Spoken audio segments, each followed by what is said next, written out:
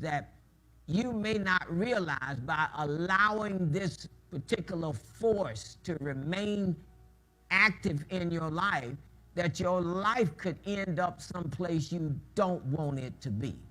He says we're supposed to have singing, we're supposed to have gladness, and sorrow and mourning will flee away. See, your attitude changes when you hear what God has to say about it. And when you hear what God says about it, you start singing and you start praising God.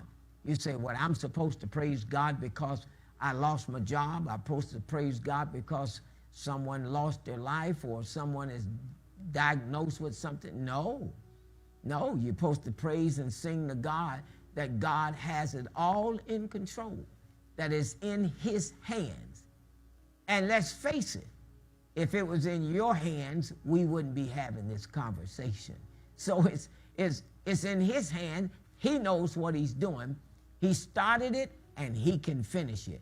Victory over it comes by acknowledging that, wait a second, if Jesus defeated it, if Jesus made it a part of the plan of redemption, if Jesus made it so that I'm supposed to be independent of this, then I shouldn't be walking in it. The promises of God are for us and for us to walk in and live in, not for us to do otherwise. Now, I'm going to tell you another little story.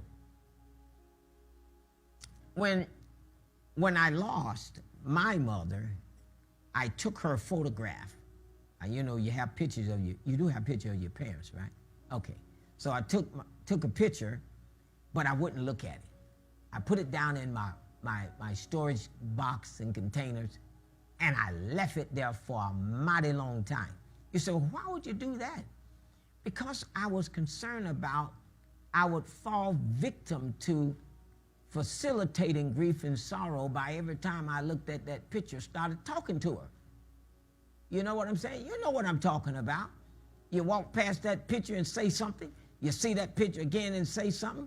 And before long, you're communicating.